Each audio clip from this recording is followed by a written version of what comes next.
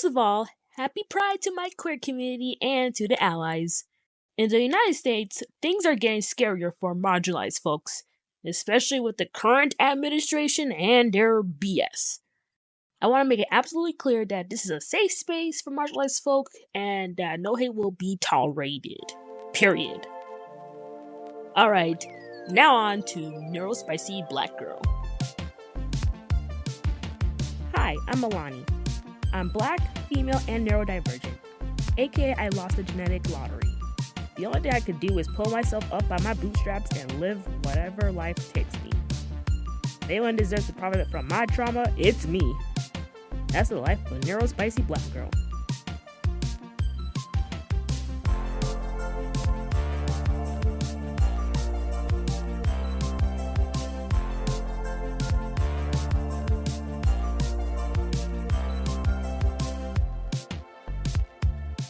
Hey everyone! Welcome back to Neurospicy Black Girl, the podcast for your overstimulated, overthinking, and under-rested self. Well, maybe that's just me, but I'm sure some of you are like that too. I'm Milani, and today we're gonna get real tender, real nuanced, and real queer. Because guess what? It's Pride Month in the United States! Happy gay month, cause you know you gay and stuff. Okay, thank you. And today I want to talk about something that doesn't get enough attention during Pride. Asexuality. And not just that, but what it's like to be ace and neurodivergent, and black, and a woman. We're intersexual in this house, always. So yeah, not only I'm neurodivergent, black, and a woman, I am also queer. Let's be real, I didn't have the language for asexuality until my 20s. All through school, everyone was obsessed with, like getting a partner, and dating, and doing the do, who was kissing who, although that's more like romanticism, and I was all like, can we just finish the group project before I dissociate? Spoiler alert, we couldn't. I used to think I was just a late bloomer, or maybe I just had some secret trauma I hadn't unlocked yet, like a Sims expansion pack. But turns out, nope, I'm just asexual. I don't experience sexual attraction, and that's not sad, it's not tragic, it's not something to fix. Let me know in the comments if you found out about asexuality through places like Tumblr, because that's how I learned asexuality. And that's actually how I learned about sexuality in general, because my school curriculum did not have sexual education at all. I was in a sound state for context. And also, my mom and dad did not give me the sex talk at all. So I learned about sex through fan fiction and movies and television. Both good and bad depending on how you look at it. But anyway, here's where it gets spicy. Neurospicy to be exact.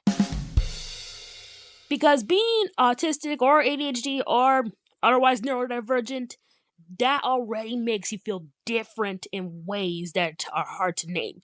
You spend your life masking, people-pleasing, second-guessing your instincts. Now, add in being ace, the world doesn't just treat you like you're different, it treats you like you're defective. Now, let me be clear. I am not broken. I'm just not bothered. I don't feel sexual attraction, and I don't want to. That's not something I'm waiting to grow into. That's not something therapy is going to uncover. That's not something the right person is going to unlock. I'm not a treasure chest. I'm a whole damn vault. Also, here's another thing.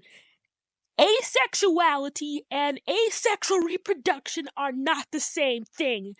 I am not a plant or an amoeba. Pay attention to science class. It's a fun subject, really. Yeah, pay attention. You know what's funny? Neurodivergence, especially with ADHD and autism, are on the spectrum. So is asexuality. Funny how life works that way. Actually, to give like a quick little explanation of what asexuality is, in case you don't know, asexuality is little to no sexual attraction.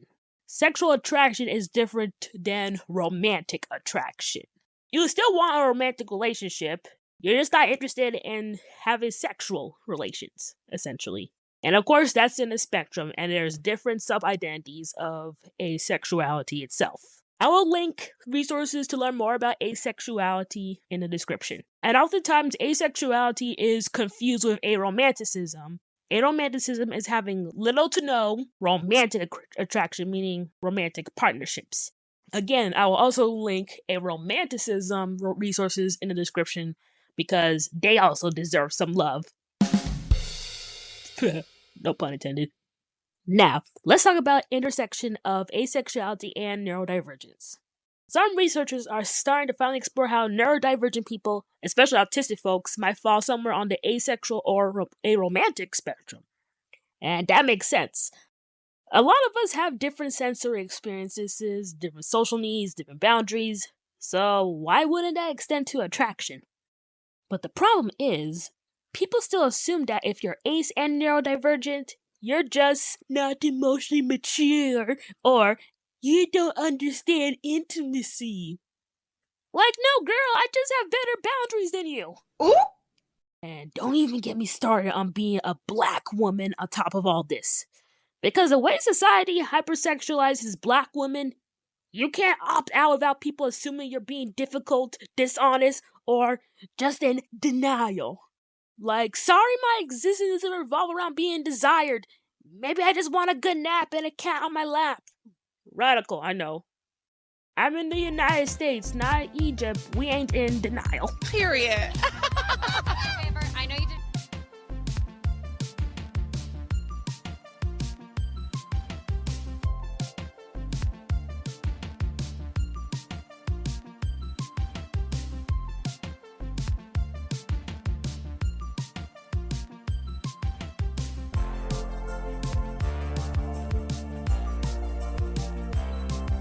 A little side note, I want to shout out two black asexual women. First, Yasmin Benoit, a black asexual and aromantic model and researcher.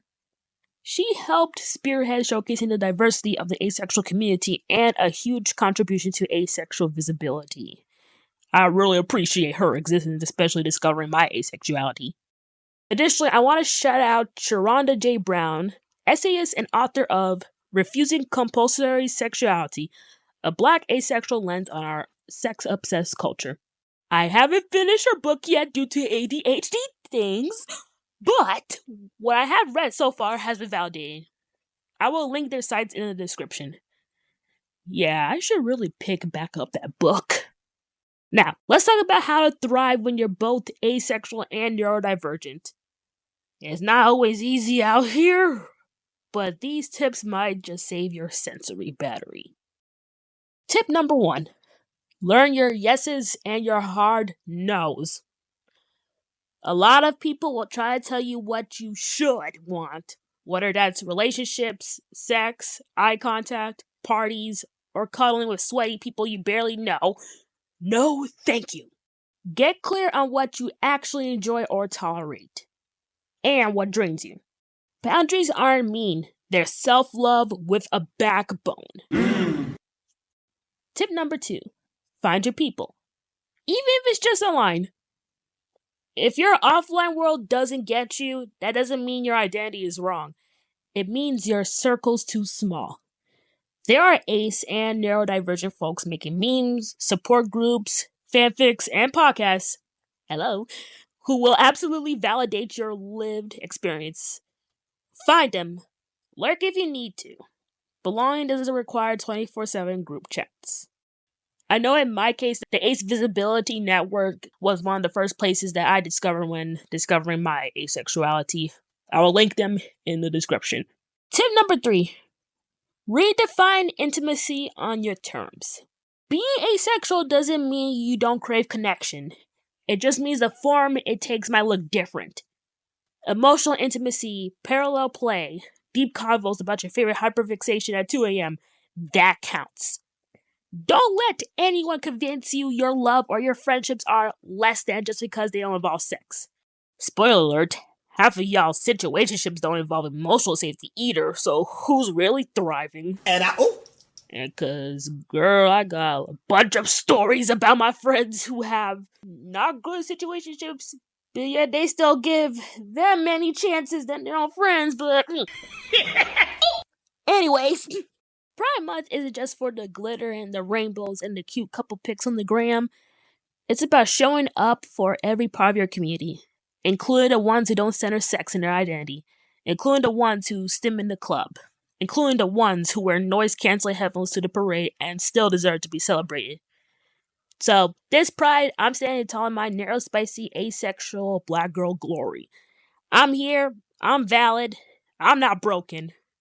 I don't need to be fixed, I need to be respected. And so do you. If you're ace, neurodivergent, or just question it all, you're not alone. You're not weird, you're not behind. You're a whole spectrum of beautiful, just the way you are. Thank you for listening to Neurospicy Black Girl. If this episode made you feel seen, hit that follow button, leave a little review, or share it with a friend. Let's make Pride a little more inclusive, one download at a time. Links to support me are in the description. Remember, it's okay to be human. Do what's best for you, especially for the month of Pride. Tune in next time where something new happens and it definitely won't be boring. Bye and happy Pride. Stay safe, everyone. Hey everyone, I have credits now! Neurospicy Black Girl is written, created, produced, and edited by me, Alani Weeks. This show is produced at Brick Media Arts. To learn more about this nonprofit arts organization, visit brickmediaarts.org. That is BRICMEDIAARTS.org.